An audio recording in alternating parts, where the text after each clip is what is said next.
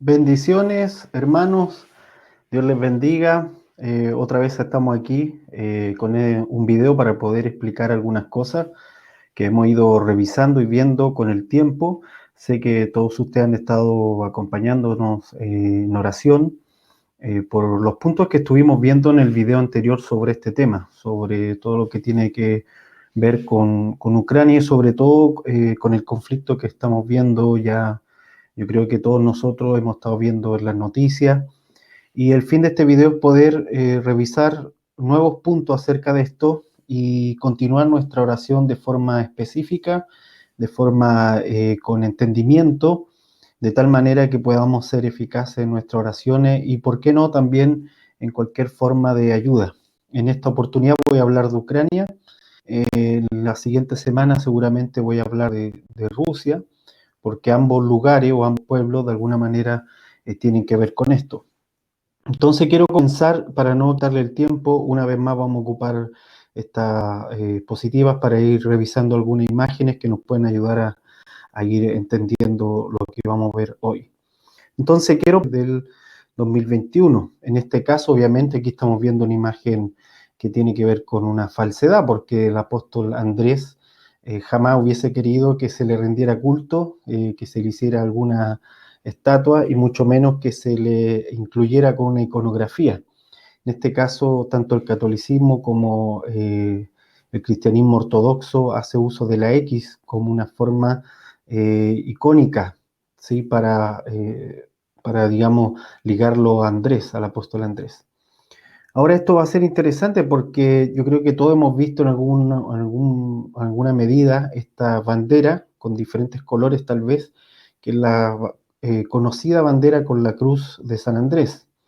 Aquí yo puse una imagen con un San Andrés típico hecho de oro, con plata, en fin, que es como normalmente se le hace o se le hace el icono, digamos, un San Andrés con un libro como apóstol, en este caso, con un libro como un teólogo, y con una X en la mano, o con una X a cuesta, o con una X tal vez en una pintura. Y por otro lado tenemos aquí la bandera de la actual Marina rusa. Ya más adelante vamos a entender por qué esto tiene un vínculo con la cruz de San Andrés. Ahora, la cruz de San Andrés también utilizada, sabemos, por la bandera de Inglaterra, fue utilizada cuando hubieron diferentes batallas en Latinoamérica, fue utilizada incluso en la Guerra Civil de Estados Unidos. Cada uno ahí puede revisar acerca de la cruz de San Andrés y va a ver que está esparcida en la iconografía y en la heráldica de muchas naciones. Por ahora nos vamos a centrar en este caso a lo que tiene que ver con el conflicto de Ucrania y Rusia.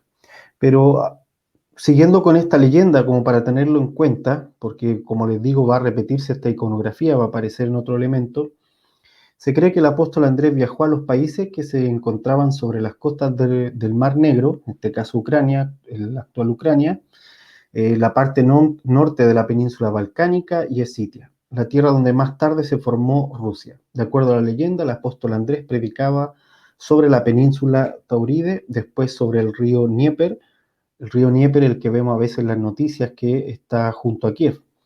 Subió al norte y llegó hacia el lugar donde más tarde se fundó la ciudad de Kiev. Y aquí hubo una iconografía ortodoxa de Andrés predicándole o hablándole, digamos, a la iglesia en esas zonas. Aquí hay un pequeño mapa que nos puede ayudar, como para que nos hagamos la idea de por dónde sería toda la parte que se ve como salmón, sería Escitia. Este es un mapa de una idea antigua, cuando los persas pelearon con las tribus de esa zona. Eh, y esos pueblos, digamos, también, si pueden ver, se ve ahí también la imagen del Mar Caspio, del Mar Negro, una parte del Mediterráneo, y sobre el Mar Negro están los pueblos que actualmente están en conflicto, incluyendo Rusia, que también era parte de la zona por donde se movían los pueblos escitas en este caso. O Escitia era el lugar, los pueblos se le llamaban escitas. Ahora Pablo lo menciona en una oportunidad en Colosenses 3:10, cuando está hablando de la igualdad en Cristo. Él está hablando de ser revestidos fíjense que es interesante porque él está poniendo dos opuestos en este versículo, dos opuestos que antes se consideraban que estaban separados. ¿Se acuerda que Pablo es de los que dice que el Señor ha destruido toda pared de separación, toda muralla de separación ha sido destruida en Cristo? Eh, Aquí Pablo de nuevo está recurriendo a esa idea y va a mencionar a esa zona, va a mencionar la zona donde está ocurriendo todo ahora.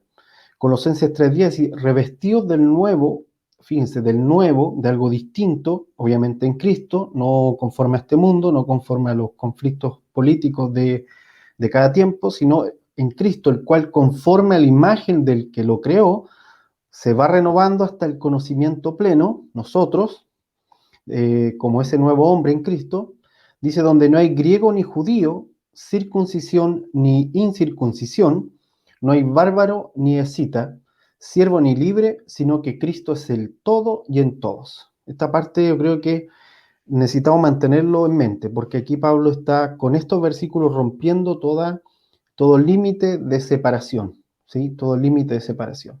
Y está usando, yo creo que proféticamente, eh, está nombrando a este pueblo para hablar de cómo Dios ha roto esta muralla de separación entonces, y en Cristo podemos ser todos y en todo. Amén. Entonces, esto va a ser interesante. Cuando digo que Pablo lo está profetizando, no es que esté profetizando sobre un evento futuro, sino que me refiero a que él está planteando un principio espiritual que va a ser importante ahora incluso, y que en esas diosidencias del Señor va incluso a nombrar un lugar donde constantemente van a haber estas murallas de separación, ¿sí? Pero aquí Pablo lo está mencionando que es una muralla que se debe romper. Amén. Bien, sigamos entonces. Para entender un poquito, el río Dnieper es este que está en medio. Ahí hay una flecha amarilla que muestra dónde desemboca en el Mar Negro. Y fíjense que cruza por toda Ucrania, es un mapa de Ucrania, y arriba hay una flechita negra indicando dónde está Kiev, que es, todos hemos visto ahora imágenes en la televisión de lo que está ocurriendo ahí, es lamentable, doloroso, pero menos este es el mapa. Y el río Dnieper sería por donde supuestamente habría subido el apóstol Andrés para predicar a toda esa zona. Es el río que cruza toda Ucrania, donde se fundó la Rus de Kiev, que sería el origen de Ucrania, Bielorrusia y Rusia, el origen como Estado, ¿sí? Porque no es que en otros lugares no hubiese nada o no hubiese gente. Habían poblaciones eslavas, habían poblaciones, como mencionaba adelante, escitas, habían poblaciones, incluso los házaros habían llegado a ese lugar, o sea, diferentes etnias, pero no habían asentamientos como formas de Estado. Entonces, aquí es donde se funda, digamos, el conocido Principado de Rus de Kiev. Aquí lo vamos a explicar. Bueno, aquí quise mostrarles estas imágenes de un mapa de los tiempos de Cristo. Como ven, en el mapa se nota toda la zona por donde también se predicó el Evangelio por los apóstoles. Aquí hay marcado con una flecha roja esta Acaya, donde habría muerto el apóstol Andrés. Y arriba, donde dice el río Dnieper, también en amarillo con la flecha azul, donde está la desembocadura del río Dnieper, que va a llegar también a Ucrania, que cruza, mejor dicho, todo Ucrania. Ok, entonces la Rus de Kiev, que vendría a ser el origen de lo que hoy conocemos como Ucrania, también como Bielorrusia, y también es el origen de Rusia como Estado, en el 800, 900 más o menos se fundó, son fecha estimada. Las tribus nórdicas entraron por los ríos hasta el Mar Negro y hacia el imperio bizantino, usando nuevamente el río Dnieper. Como ven aquí, se ve Noruega en la parte alta, en el norte, obviamente por ahí también está Dinamarca, o sea, todas las tribus nórdicas, Suecia, eh, y ellos entraban por esta zona del mar Báltico y luego iban bajando por los ríos, porque tenían estas embarcaciones que les permitían navegar por los ríos, y entonces fueron bajando hacia el sur hasta llegar al Mar Negro por medio de los ríos.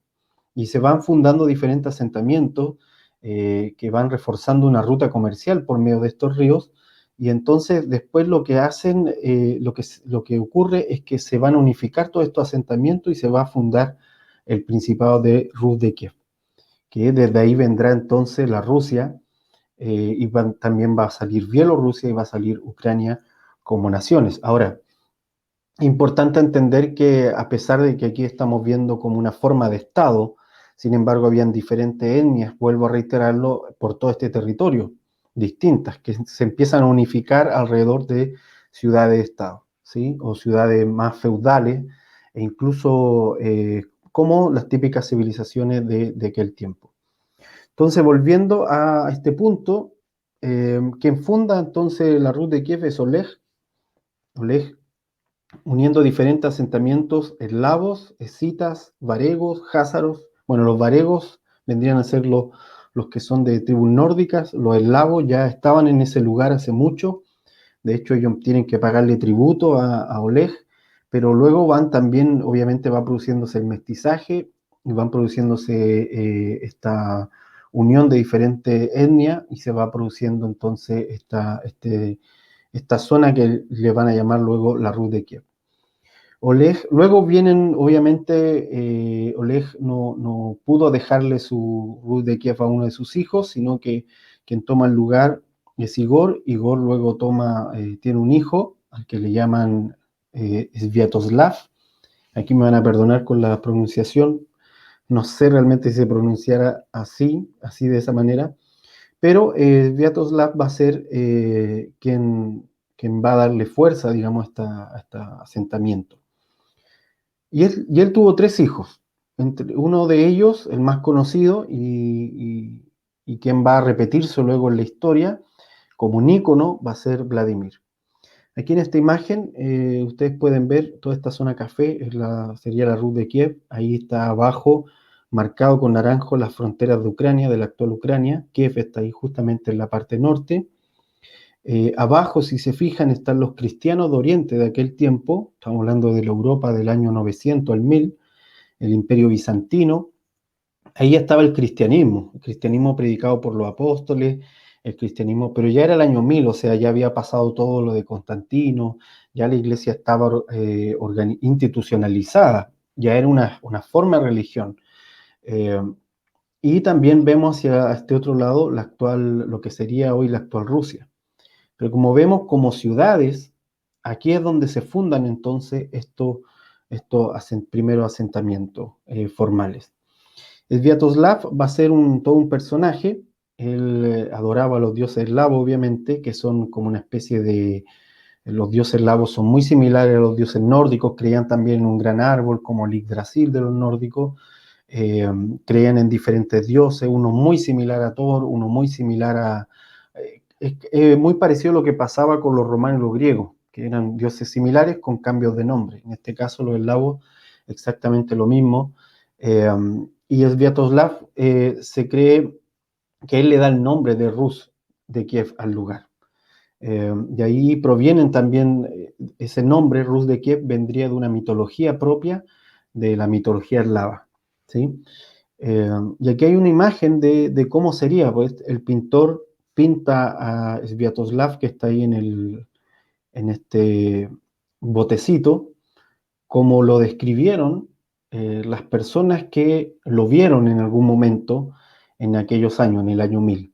Dicen que él se rapaba a los lados, se dejaba unos bigotes largos, se afeitaba la barba, pero se dejaba unos bigotes bien largos, usaba un aro con unos diamantes, en fin. Y aquí entonces el pintor lo pinta en este bote porque obviamente está simbolizando cómo Sviatoslav baja también por el río Dnieper, lo navega, obviamente no en un botecito, pero sí hasta que llegó al Imperio Bizantino, el imperio, entre comillas, cristiano de aquel tiempo. Entonces, y aquí nos vamos acercando un poco ya a lo actual, ¿sí? Luego Sviatoslav tiene un hijo, el que se va a llamar Vladimir. El hijo de Sviatoslav mata a su hermano, a uno de sus hermanos, porque los otros ya se habían matado entre ellos. Sviatoslav trata de dividir la Rus de Kiev en tres partes para que ellos no se peleen, pero finalmente hay una guerra fratricida. Y entonces Vladimir vendría, luego de quedar como único regente de toda la Rus de Kiev, vendría a ser una alianza con el Imperio Bizantino. Como ven En la parte verde, donde dice Imperio Bizantino, es todo lo que hoy día es la actual Turquía y Grecia. Toda esa zona era el Imperio Bizantino, el Imperio Cristiano, en este caso bizantino. Eh, y hace un intercambio, él le da 6.000 guerreros al gobernante de Constantinopla a cambio de que le dé a su hermana por esposa. Y ahí entonces se llega a un acuerdo en que Vladimir tenía que bautizarse para eso, porque era pagano, era considerado pagano para los cristianos del Imperio Bizantino. Entonces esto es muy similar a lo que va a ocurrir en muchos lugares de Europa y de todos los reinos que estuvieron a la par con el Imperio Romano Occidental o con el Imperio Romano Oriental, que en este caso vendría a ser después el Imperio Bizantino. Ocurrió mucho de esto, se casaban, mucha gente que no creía en Cristo se cristianizaba así a lo Constantino, solo para poder obtener, digamos, dones políticos, para poder obtener favores para una guerra, para un combate. Y aquí lo que la Rus de Kiev siempre quiso fue una salida por el Mar Negro para poder cruzar hacia el Mediterráneo. O sea, las diferentes rutas comerciales que iban por ahí. Y obviamente aquí hay una imagen, también puse una flecha roja que indica hacia dónde está Rusia actualmente, para que se hagan una idea eh, de cuál fue el origen tanto de Ucrania como de Rusia y de Bielorrusia. De hecho, si se fijan, toda esta mancha roja que vendría a ser la Rus de Kiev, toma parte de Rusia, toma toda Ucrania, toma Bielorrusia y otras naciones hacia arriba hasta llegar muy hacia el norte. Entonces, Vladimir se bautiza como cristiano, se casa con Ana, que vendría a ser la hermana del gobernante de Constantinopla, emperador bizantino, para obtener entonces mayor riqueza, pero con el tiempo, ya estamos hablando de 1000 y tanto, en el 1054 ocurre lo que se le llama el Cisma de Oriente, o sea, el cristianismo se divide en dos y por lo tanto se separa eh, el rito católico y el rito bizantino, ¿sí? O el rito griego, como quieran llamarle. Si fijan en este mapa, se ve marcado arriba dónde está Kiev, la actual Ucrania, el Mar Negro más abajo, por ahí se ve Crimea, Turquía, donde dice Constantinopla está Turquía, pero alrededor, en aquellos tiempos estaba el Imperio Otomano, digamos, ahogándolo todo, así que como cercando, si se fijan también España se ve con el símbolo de musulmán, porque España estaba en plena guerra contra el Imperio Otomano. Entonces en este tiempo se dividen y entonces aquí es donde se produce la separación del cristianismo como organización, el cristianismo institucional, porque muchos hijos del Señor se seguían reuniendo sin ser parte de este cristianismo institucional, que vendría a ser después el católico y el ortodoxo. Pero es importante que lo entendamos porque Ucrania se considera a sí mismo y Rusia también se consideran pueblos cristianos. Entonces, en Latinoamérica poco se entiende a qué se refiere. Bueno, se refiere a la ramificación de la iglesia cristiana como iglesia ortodoxa. Aquí en esta imagen queda un poquito más claro que lo anterior. Si se fijan, se ve en esta línea oscura de la gran iglesia, las primeras ramificaciones van hacia la iglesia siria, la iglesia ortodoxa orientales, donde están los coptos de Egipto, los etíopes, en fin.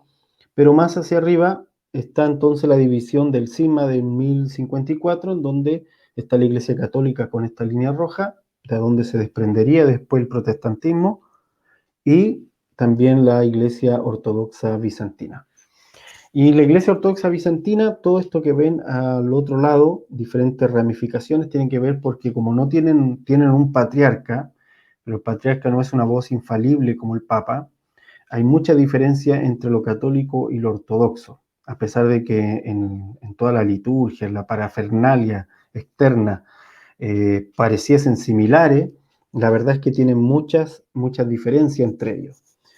Una de las diferencias, creo que yo más fuerte, tiene que ver con que no creen en el purgatorio, como los católicos sí, No se necesita el celibato para los que son los curas, como una especie de cura, solo para los que quieran ser obispos no deberían casarse, pero el resto sí se puede casar. Por otro lado, no invocan a imágenes, pero sí a íconos, sí veneran cierto ícono. En ese sentido, tiene un cierto parecido. Eh, de alguna manera, la Iglesia Ortodoxa, a pesar de que tiene toda esta parafernalia, en algunos puntos se parece también a algunos elementos que la Iglesia Protestante después tomaría, como la no creencia en el purgatorio, como la no creencia en el Papa como voz infalible, en fin.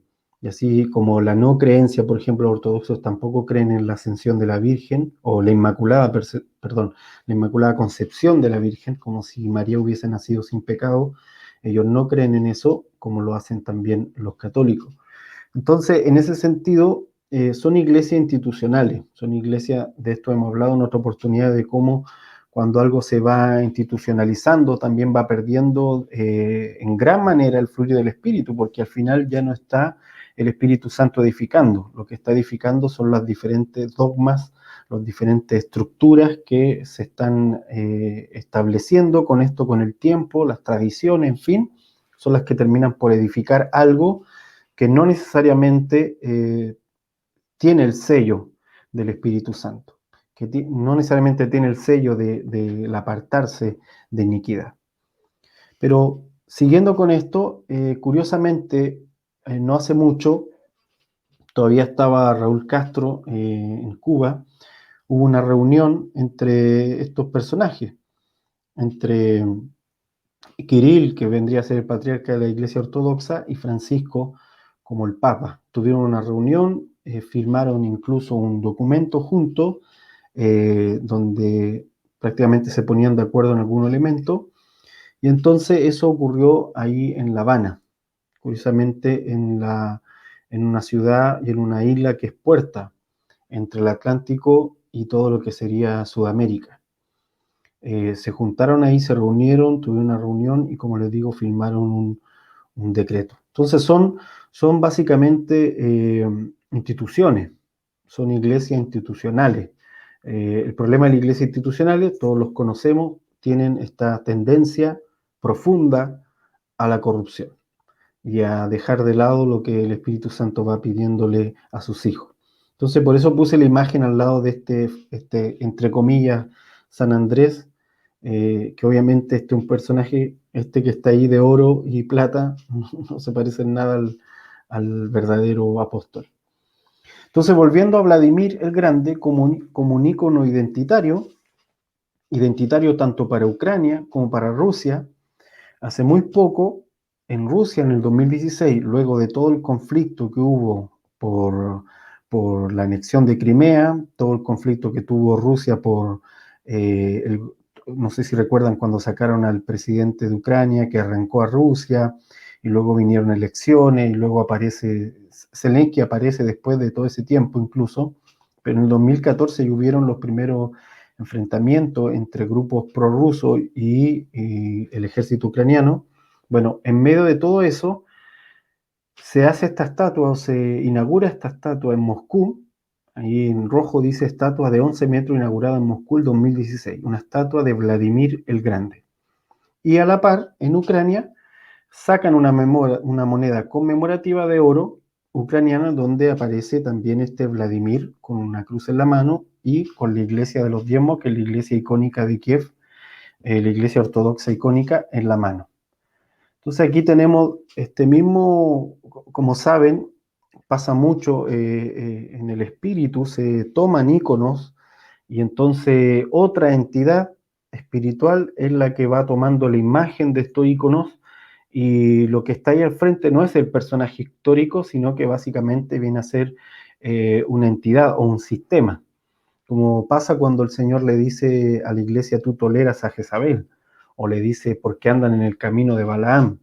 Entonces Jezabel, la histórica, había muerto ya hace mucho tiempo, en los tiempos de Elías, por causa de Jehú. ¿Se acuerda que en toda la revuelta que se produce con Jehú, los eunucos lanzan a Jezabel por la ventana? Entonces la Jezabel histórica muere, pero el espíritu siguió moviéndose en el sentido de que lo que ella produjo, lo que ella provocó era espiritual y todo eso siguió operando y lo vamos a ver repetirse en ciertos momentos e incluso en la propia iglesia de Cristo. El Señor tiene que reprender a la iglesia por permitir y tolerar a Jezabel. Y entonces en este caso ocurre exactamente lo mismo, los personajes históricos desaparecen, pero mueren como todas las personas, van al juicio del Señor como cualquier persona. Seguramente este Vladimir que se bautizó en algún momento, no sabemos si efectivamente se arrepintió o no en ese momento con la luz que le alcanzó a llegar, pero lo que sí sabemos es que el ícono que se forma después, con el tiempo, ya no es el Vladimir histórico, sino que es un ícono que tiene otra connotación ideológica y otra connotación espiritual. Y en esta otra connotación espiritual, que obviamente está muy lejos de lo que el Señor quiere para una nación, entonces se van produciendo estas imágenes como esta estatua de 11 metros, inaugurada en Moscú en el 2016. Fíjense que está Vladimir con la cruz en la mano, pero con una espada. Y por el otro lado, en Ucrania, usando el mismo personaje, aparece con la cruz en la mano, pero con la iglesia ortodoxa en la otra. Entonces, básicamente, esto está hablando de una confrontación netamente espiritual, por eso el hecho de que tengan la cruz en la mano. Esto es muy similar a las cruzadas en tiempos de Jerusalén, cuando se usaba una convocatoria espiritual para buscar riquezas de este mundo. Y esto es muy similar. Aquí vemos también una imagen donde dice abajo, moneda de Vladimir, una moneda histórica, y si se logra ver, espero que sí, tenía un icono atrás, que hoy en día, desde que Ucrania se separa de Rusia como pueblo, entonces empiezan a usar ese icono que Vladimir usaba en sus monedas como escudo de Ucrania. Es el actual tridente de Ucrania. Y lo va a ver en las noticias, seguramente, en los videos, el ejército ucraniano lleva en su hombro este tridente de Ucrania. La imagen de la moneda es muy antigua, de la moneda del tiempo de Vladimir, con la Rus de Kiev, como les comento, que es de donde habría salido los diferentes estados, tanto el estado que después se transformó en Moscú y en Rusia, como también Bielorrusia, de hecho, como también Ucrania. Ahora es curioso porque, de hecho, Vladimir murió muchísimos años antes que se fundara Moscú, muchísimos años, incluso cuando la Rus de Kiev que él gobernó no era la Rusia actual, para nada. Era la imagen que les mostré, esa mancha que se ve cruzando el río Dnieper hacia arriba, hacia las zonas bálticas, hacia el norte. Entonces, siguiendo con esto, la imagen de Vladimir como icono, fíjense, estas son las palabras de Putin cuando, de hecho, el alcance de nombre de Vladimir Putin con este Vladimir el Grande no es aleatorio, obviamente. Obviamente es parte de la propaganda de lo que se quiere hacer con este conflicto y con esta invasión. Ahora, el príncipe, fíjense las palabras de Vladimir Putin, dice, el príncipe Vladimir pasó a la historia como el unificador y defensor de las tierras rusas, como un político visionario. Dijo Putin en el Kremlin al revelar la figura justamente el Día de la Unidad en Rusia. Ahora, dijo también, nuestro deber es ponernos de pie y enfrentar juntos los retos y las amenazas modernas basándonos en su legado espiritual. Ahora, todo esto nos dice a nosotros que todo lo que estamos viendo en las noticias no es algo que apareció de momento, es algo que viene masticándose, organizándose hace mucho tiempo, basado en casi como un juego ajedrez, en una acción y una reacción. Pero el que va reaccionando y el que va accionando tienen un diseño mental de lo que quieren lograr. Y eso se ve en estas pequeñas cosas. Ahora, Vladimir no era ningún personaje santo. Esto es importante que lo sepamos, porque al final cuando se invoca su imagen como ícono, lo que se está invocando no es precisamente el momento en que él se bautiza, por ejemplo. No es precisamente el momento en donde él dice yo quiero ser cristiano, sino la parte oscura de Vladimir, que vendría a ser cuando él mató a su último hermano para asegurar su poder, el hecho de que tuviera muchas concubinas, el hecho de que Por ejemplo, cuando capturó la ciudad de Polotsk, era uno de los asentamientos de la Rus de Kiev, uno de los 3 asentamientos que dejó su padre y que él unificó en este sentido.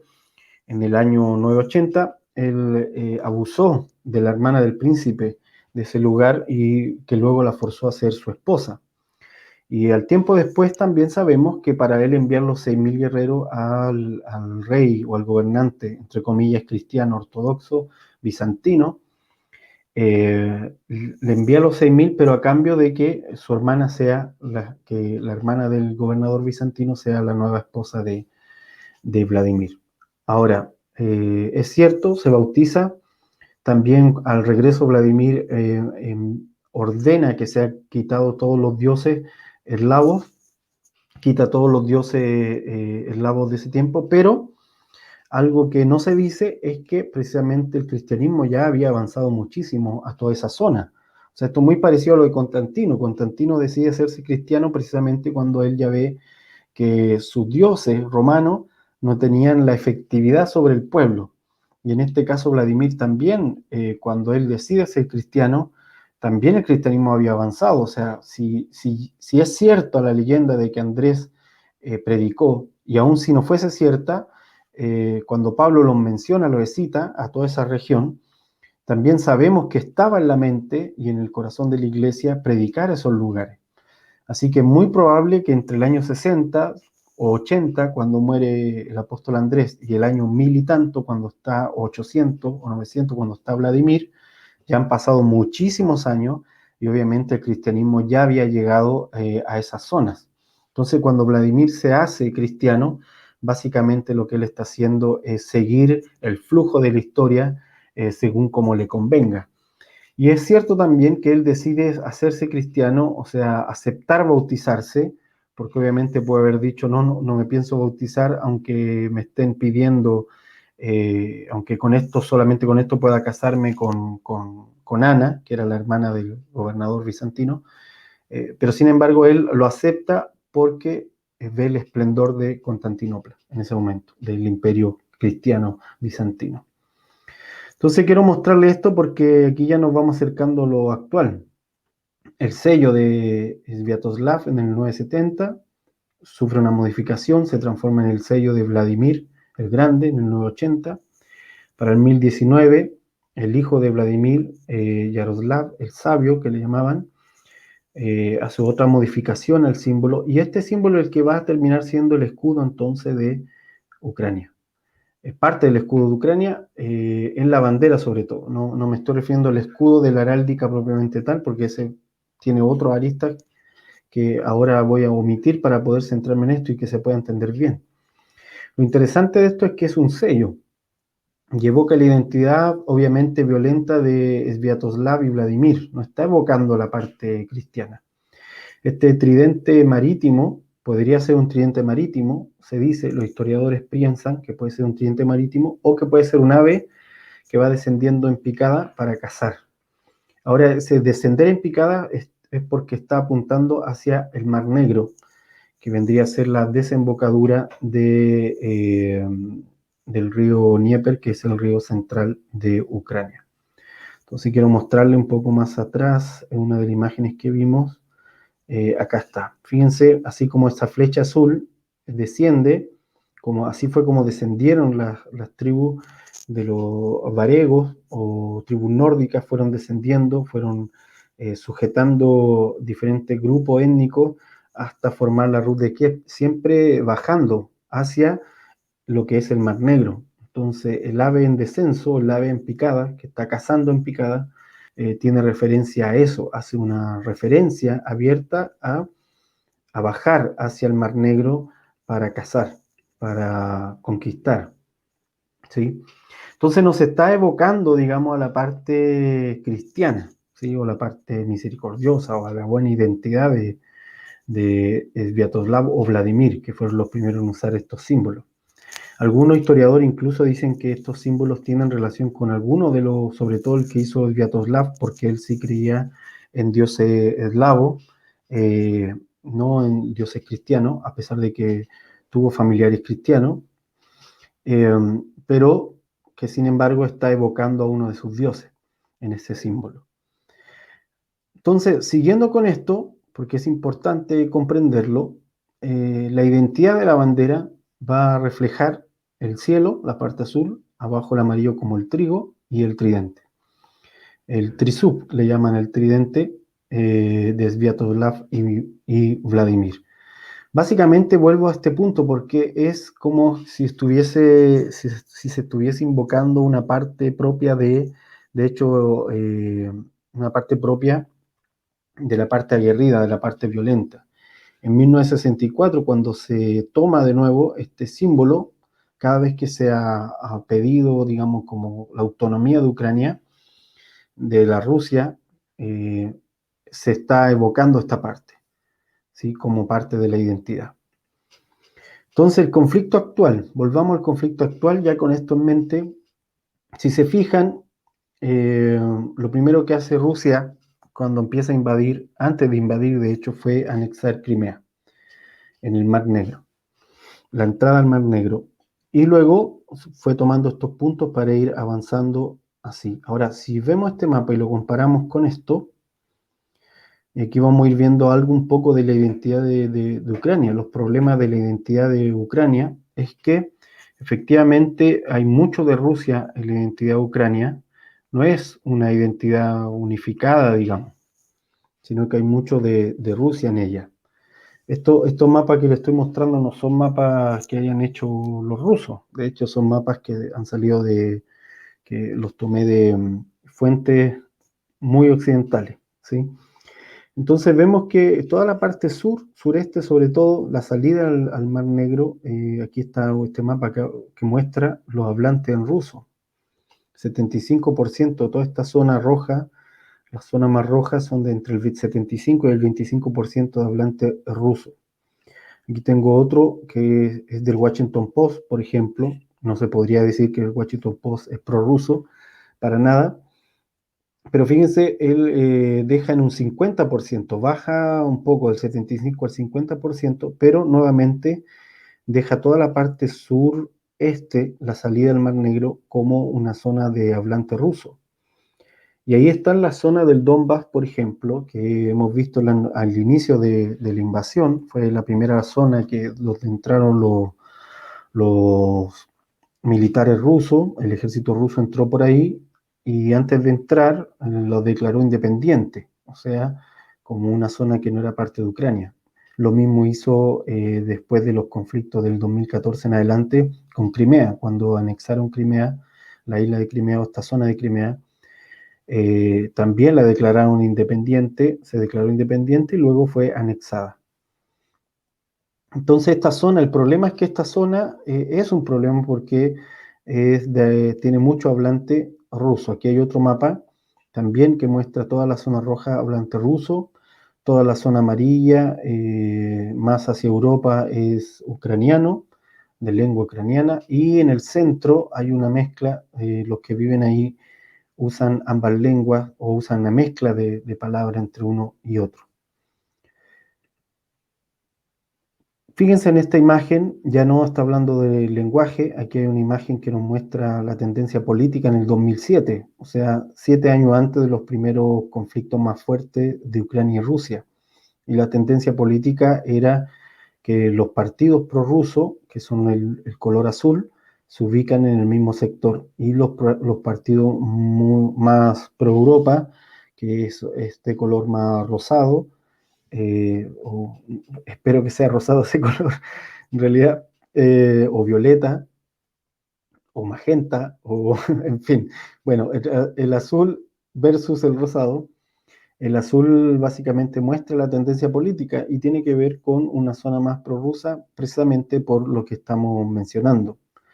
Ahora, haciendo un poco memoria, cuando Yanukovych, que fue el presidente, fue uno de los presidentes que salió por ahí por el 2010. Este mapa que está aquí es la votación que hubo en el 2010.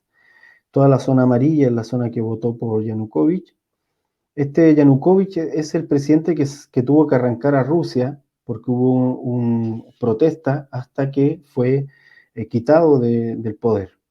Y era un presidente que cuando estuvo en su tiempo de gobierno, en el 2012, la Unión Europea le ofreció ser parte de la Unión Europea y él comenzó las negociaciones para ser parte de la Unión Europea.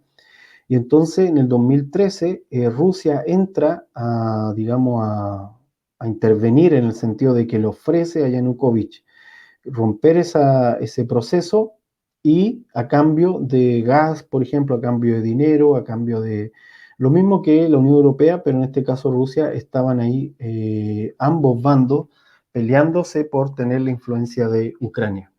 Y en ese momento Yanukovych, que no es un personaje de los más limpios tampoco, se decide por Rusia. Y cuando se decide por Rusia, comienza toda una revuelta que lo termina sacando del poder, al punto de que luego con el tiempo incluso el Interpol lo persigue porque lo acusó de diferentes temas relacionados con corrupción, obviamente. Pero lo que quiero que puedan ver es cómo hay una división ideológica que no es menor dentro del mismo Ucrania existente. Muy antigua, como ven aquí hay este mapa del 2010, o sea, estamos hablando de 12 años atrás, y ya estaba este problema marcado. Ahora, todos nosotros en nuestros países, cuando se dan estos mapas de las votaciones, también se notan estas diferencias, pero si a esto le agregamos también una diferencia de lenguaje, y si a esto le agregamos dos vecinos o dos potencias vecinas, cada una para su propio lado tratando de tironear, obviamente lo que hay es un caldo cultivo para una explosión en donde un pequeño país obviamente no puede jugar a dos bandos, porque hay un dicho que dice que en el choque de dos trenes muere el que echa el carbón, fue el primero en morir, ¿verdad? O sea, el más débil, el que está en medio. Entonces, desgraciadamente, bueno, aquí tenemos otra imagen, también es de una fuente muy occidental, que muestra donde en las diferentes ciudades hay más del 10% es ruso, es de familia rusa o descendencia rusa. Y vemos que toda la zona que hemos visto como prorrusa, tanto en política como en lenguaje, sigue siendo, incluso aquí, por ejemplo, Crimea la ubica como el 58% de rusos viviendo en Crimea. Esto es antes de la anexión, de hecho, de que se anexara completamente a Rusia. Pero ya se ven los conflictos ahí del Donbass marcados, por ejemplo, y entonces están mostrando cómo hay una población rusa significativa en cada uno de estos lugares. Fíjense aquí en Crimea, la zona de Crimea, que fue anexada finalmente, este es un censo del 2001, muestra más del 50 y tanto por ciento, o más de la mitad de la gente es rusa, 58% también lo ubica, ucranianos el 24%, tártaros de Crimea el 12% y otros más, el 6%. Entonces, aquí quiero ir a mostrarles todo esto tiene que ver con la identidad interior de Ucrania, tenía dificultades ya desde hace mucho tiempo, no había podido unificarse como grupo. Todos, vuelvo a reiterar, todos conocemos naciones donde, por ejemplo, no lejos de aquí, tenemos naciones donde hay diferentes lenguas, hay diferentes etnias, pero de por sí son minorías y se trata de crear un ecosistema donde ellos puedan ser parte de una comunidad. En este caso, lo que va a impedir que eso se produzca es que precisamente tienen a un costado una potencia como es la Unión Europea y al otro costado una potencia como es Rusia. Y entonces eso va a impedir que se produzca esta unificación, porque ambas potencias van a usar las diferencias que hay dentro de Ucrania para tironearlo. Y esto es importante entenderlo porque cuando oramos necesitamos entender que aquí no hay buenos, no hay angelitos versus demonios. Yo creo que hay demonios en todas partes y hay hombres de bien también en todas partes. Entonces hay que orar por una justicia que venga de forma específica del cielo. Ahora, avanzando, fíjense en el conflicto actual. En la parte de abajo se ve como en la zona donde avanzó con más fuerza el ejército ruso y obviamente responde en parte, en gran parte, a las cosas, a lo anterior. O o sea, donde tenían más población que pudiese permitirle entrar, es donde ellos obviamente van a intentar entrar con mayor fuerza. Y sobre todo porque ya tenían esta zona, que es la zona de Crimea, ya ocupada completamente. Y la parte de arriba, por donde está Kiev, básicamente, seguramente están entrando con algunos objetivos militares. Ahora, aquí hay un punto al que quiero que podamos mirar con un poco más de cuidado y poder entenderlo para poder orar de forma específica.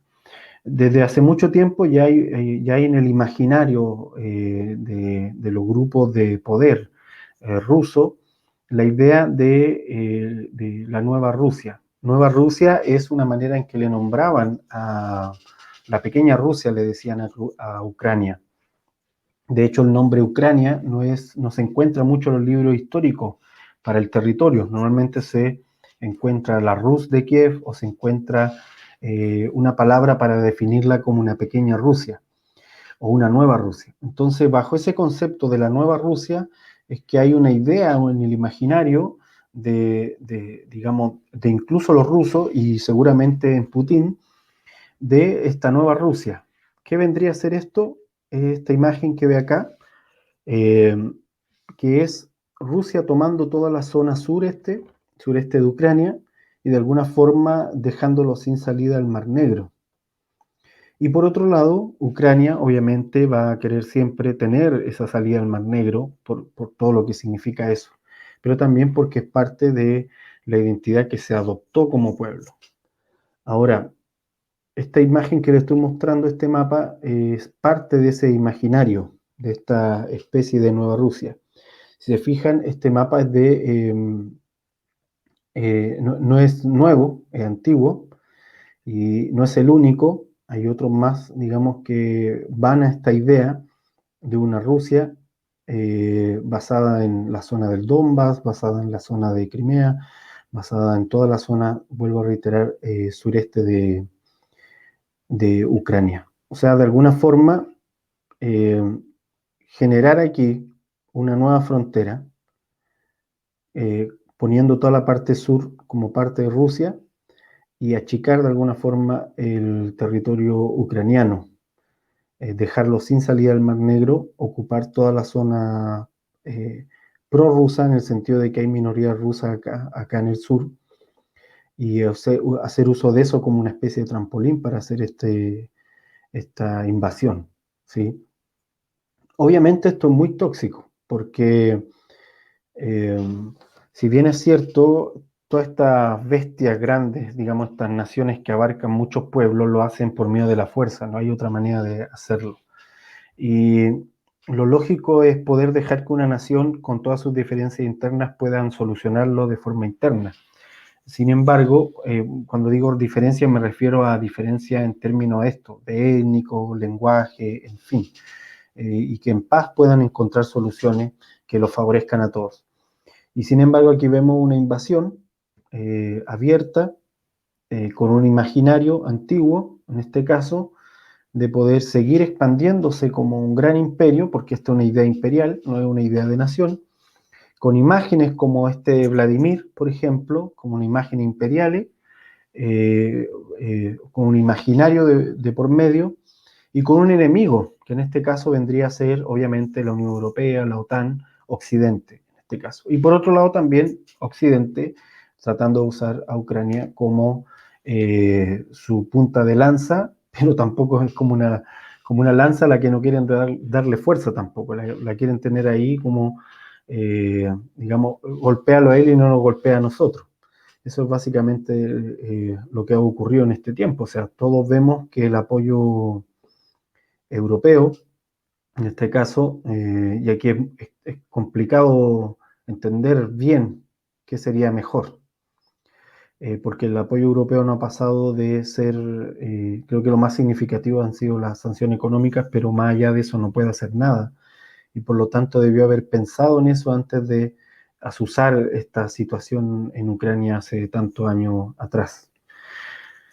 Entonces, volviendo a este punto, esta es la parte complicada.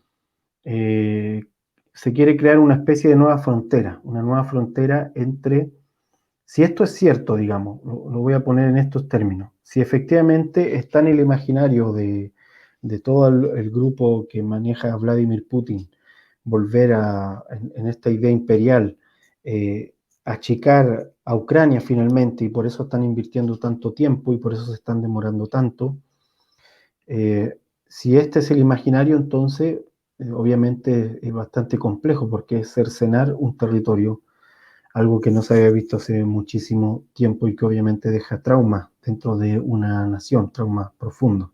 Ahora, quiero que vean, no es solamente un territorio, digamos, por ser. Aquí podemos ver que en la zona sureste también es donde se da la producción de grano, la mayor producción de grano. En este caso es un mapa de la cebada. Por otro lado, y esto es parte de la identidad, por eso les mostraba un poco la bandera, el imaginario dentro del ucraniano. Aquí tenemos otro mapa igual, la misma zona, es donde se da la mayor producción de semillas, de girasol, que es otra producción que ellos tienen bastante. O sea, todo lo que tiene que ver con el grano en Ucrania está mayoritariamente en esa zona. No, no es que sea exclusiva, también hay en las otras zonas, pero es donde está mayoritariamente, ¿sí? Por todo un asunto propio del terreno. También está la salida del Mar Negro, obviamente, donde supuestamente hay gas alrededor de Crimea.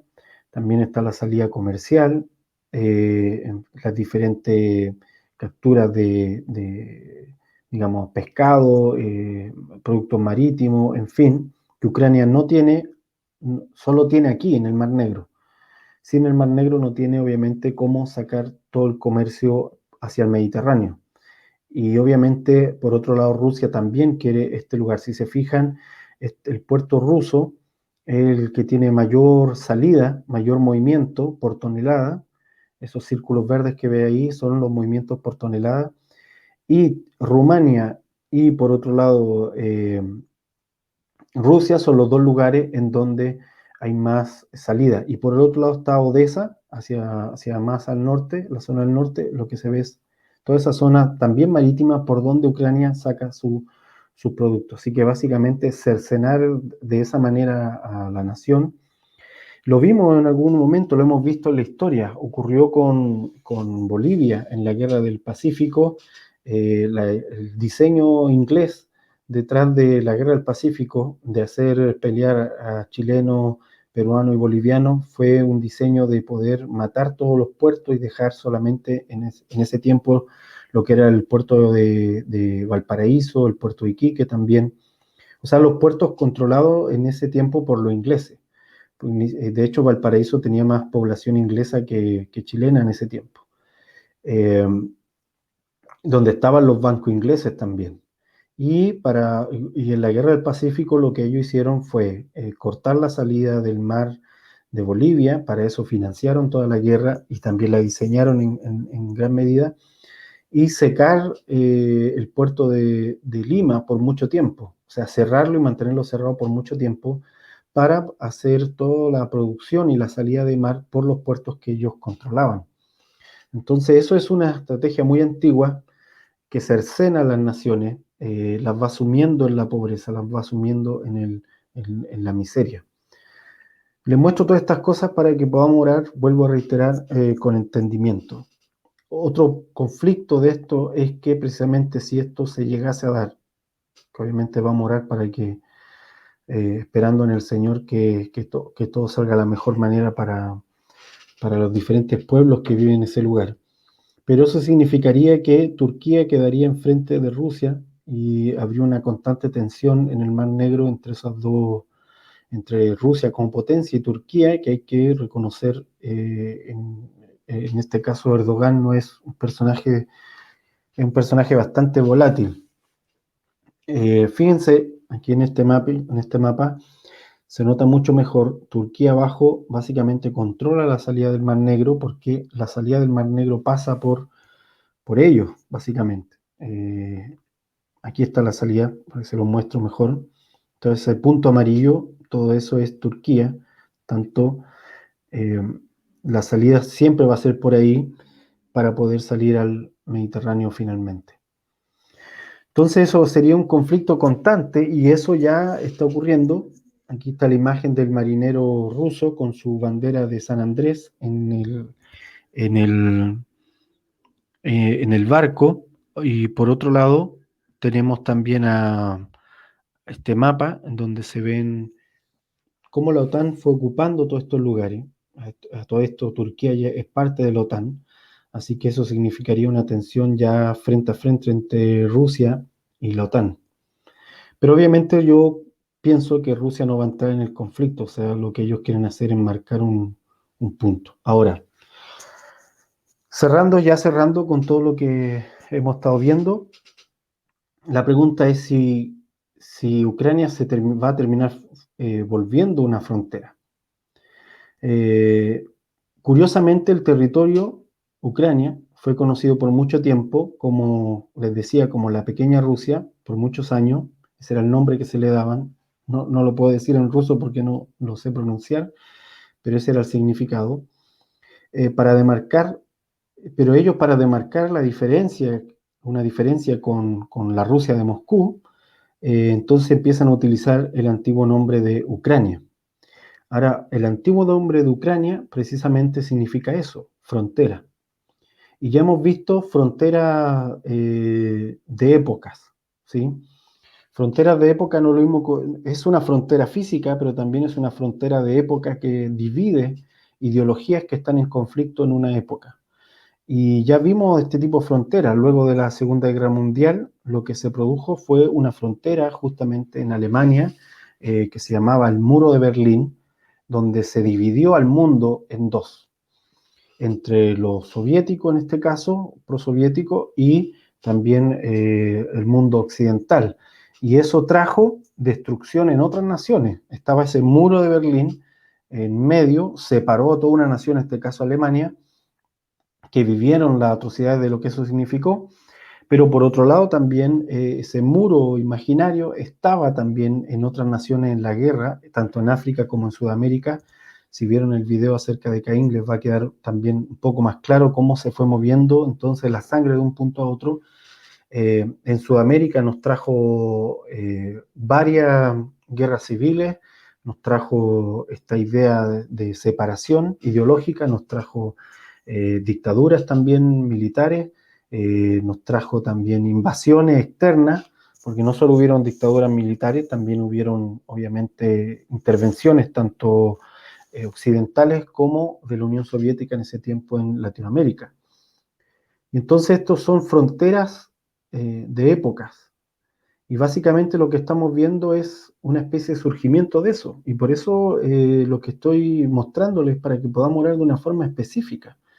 Porque este mapa, de hecho, es para mostrarles esto específicamente. Fíjense que en el tiempo en donde el mapa que dice de 1989, muestra los miembros de la OTAN, muestra el Pacto de Varsovia, pero fíjense que ahí está precisamente la frontera entre la Alemania occidental y la Alemania oriental, ¿sí?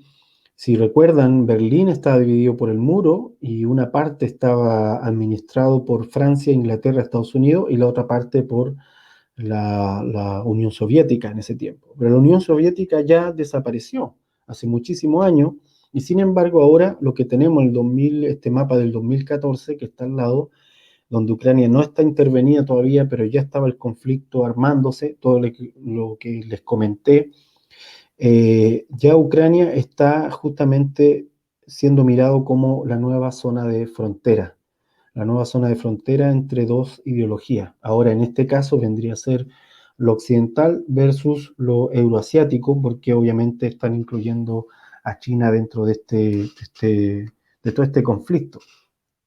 Ahora, eh, con esto quiero ir cerrando, ¿sí? Ya para que podamos orar.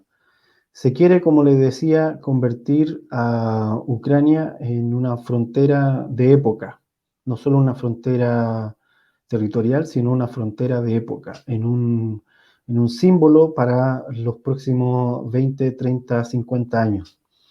Y por eso tenemos que orar, seguir orando de forma específica, como hemos estado haciéndolo por la gente que está saliendo de ahí, que el Señor envíe ángeles que puedan sacar a todos esos, puedan salir esos civiles, que la mayoría de las personas puedan salir vivos de todo ese conflicto, independiente de la nación a la que pertenezcan. Pero aquí hay otro punto por el que orar, y es que es la búsqueda por convertir precisamente Ucrania en frontera. Pienso que un problema es que precisamente Ucrania adoptó mal su identidad.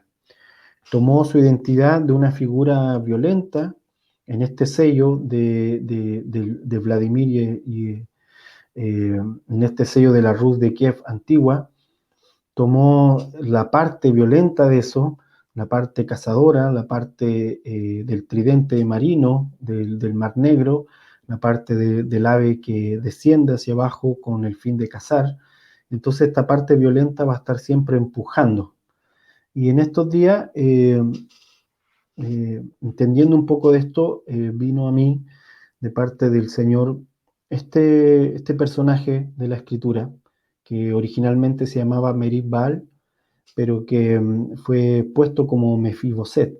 Bueno, por si ustedes no lo sabían, se cree que originalmente él se llamaba Merib Baal, porque así se le menciona en algunos versículos, pero como este nombre ya era horrendo, Baal es Señor significaba, entonces es renombrado como Mefiboset, que también viene a ser un nombre con una identidad equivocada, porque significa el que propaga vergüenza o el que propaga la ignominia. Y si recuerdan, Mefiboset era pequeño, tenía solo 5 años cuando su padre Jonatán y su abuelo Saúl murieron en la batalla de Gilboa o de Gilboa. Cuando la noticia de esta catástrofe llega a la corte, su criada lo tomó y huyó, pero en su huida él cayó y se quedó paralítico. ¿Sí? De alguna manera Mefiboset se va a transformar en la frontera entre lo que fue, entre el gobierno que hubo, en este caso Saúl, con toda su dinastía, porque Mefiboset vendría a ser el nieto de Saúl, hijo de Jonatán, y lo que será. Ahora, Saúl no es solo el rey, también representaba un sistema de gobierno, una forma de gobernar. Y Mefiboset va a ser quien por una identidad equivocada va a quedar como una persona que, fíjense, que queda paralítico no por la acción siquiera de los contrarios a ello, no por la acción de algún soldado, sino casi como accidental, casi sin el poder controlar absolutamente nada. Pierde su movilidad, pierde su identidad de regente, pierde su lugar en la mesa real, obviamente lo pierde todo, no solo el hecho de que haya sido lesionado, que se lesionaron sus piernas, sino que lo pierde todo también, posesiones, riqueza, queda absolutamente en la ruina.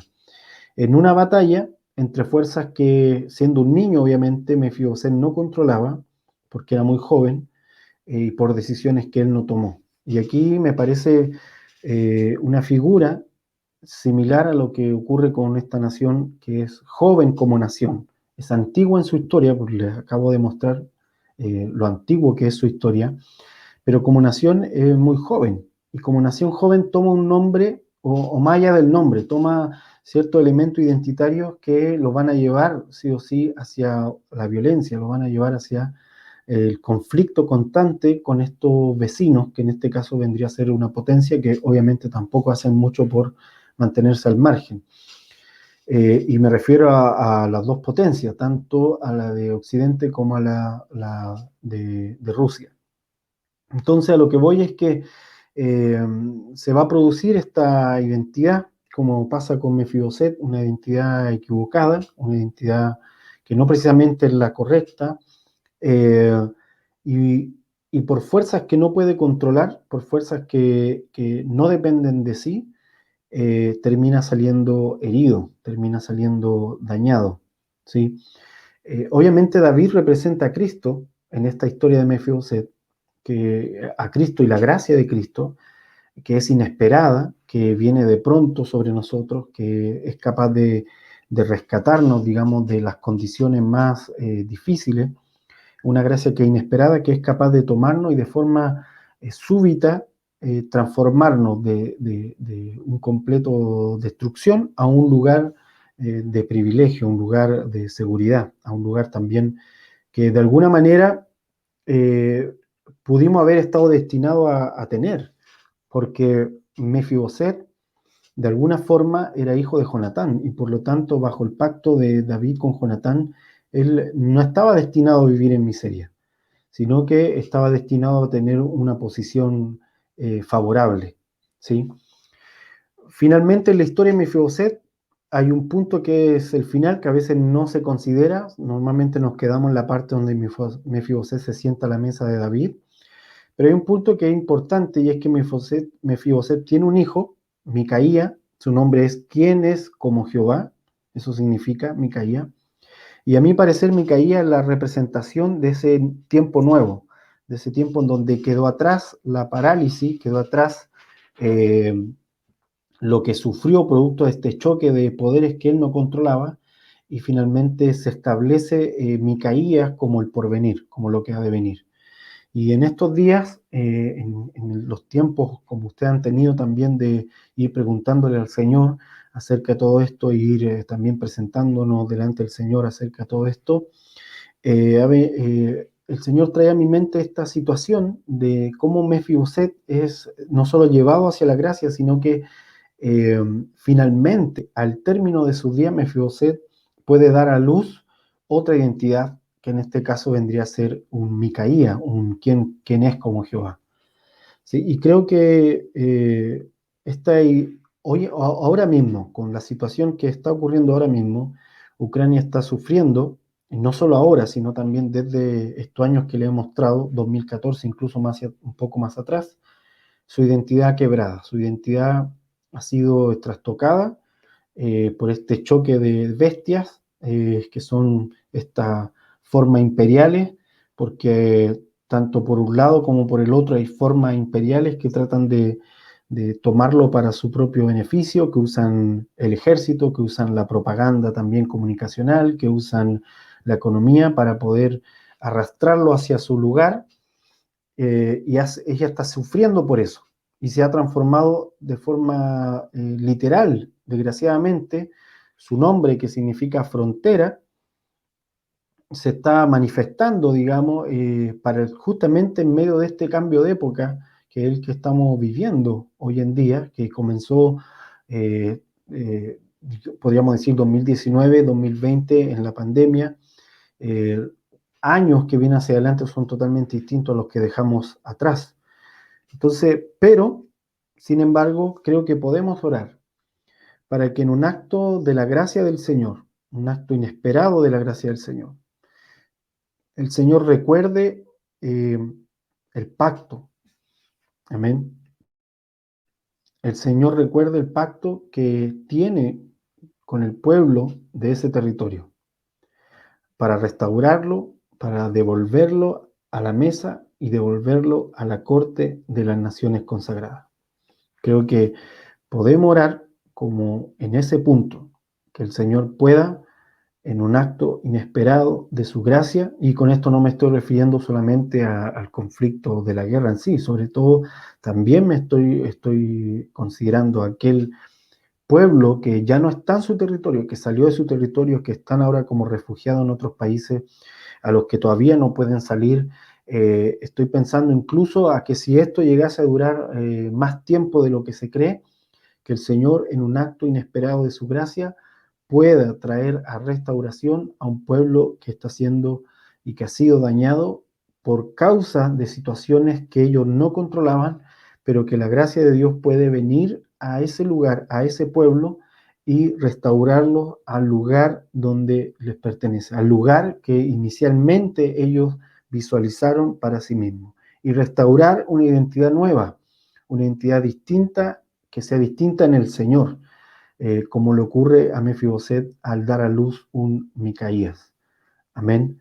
Sean muy bendecidos. Le agradezco poder estar con nosotros en oración. Añadamos esto a nuestras oraciones. Amén. No, sigamos orando para que los ángeles desciendan sobre estos lugares de conflicto y añadamos este punto, que el Señor pueda traer una identidad nueva, una identidad restaurada y que de forma inesperada su gracia se manifieste sobre este pueblo. Amén. Sean todos muy bendecidos. Gracias a todos por este tiempo que nos han acompañado. Bendiciones.